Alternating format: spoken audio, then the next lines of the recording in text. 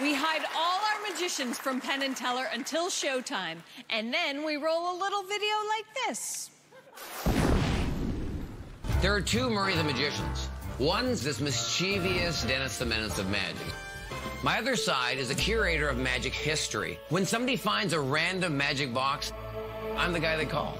I love old Hollywood. I love old show business. In my collection, I have Jack Codell, the first magician to ever play Las Vegas. I have his actual tuxedo. I have a booth from the original Dunes Hotel. The chandelier above that is from the Frank Sinatra suite at the Riviera Hotel. The history of magic's really important to me because the magicians that came before us lit the path for us to follow. My mentor was Marvin Roy, a.k.a. Mr. Electric. Tonight, I'm going to pay homage by doing one of his signature effects he passed down to me. It's my way of letting the light shine on for Mr. Electric.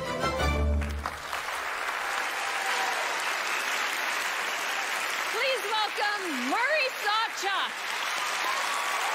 Penn, Teller, absolutely honored to be here. Thank you for having me on your show. And as you had in your life, your teacher and mentor, the legendary Mr. Johnny Thompson, I had a mentor as well, Marvin Roy.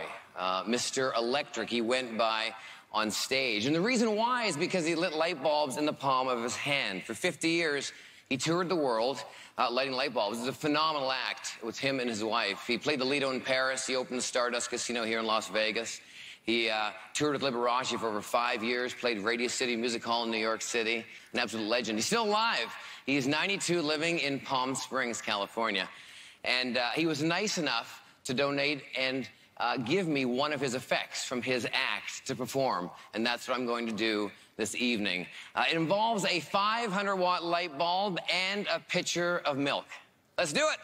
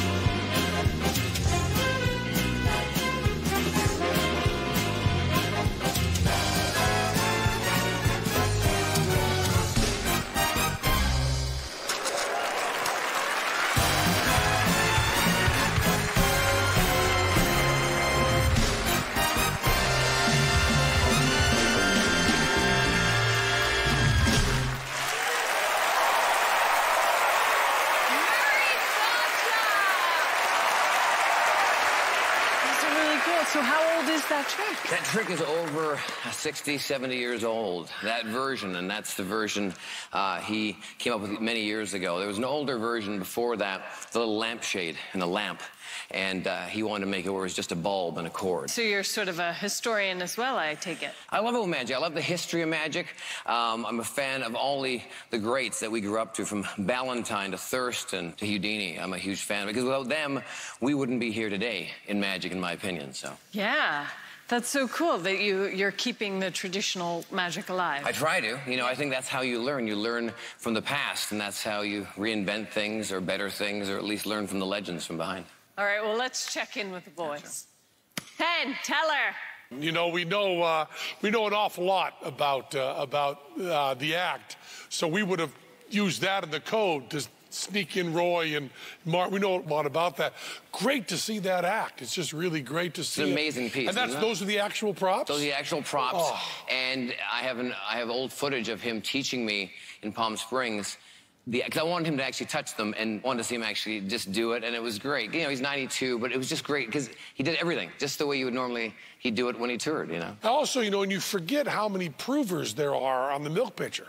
Oh, my goodness. I mean, there's all those provers that really do sell it completely, yes. And that you did beautifully. Just yes. beautifully. Oh, well, thank you. And it's just gorgeous props. But, you know, we know the illusion. Of course you do. We're so glad you came out and did it, Murray. Thank you for having me on. I really appreciate it, guys. Thank you so much. Congratulations to you. Thank you again. Thanks again. All right, see you later.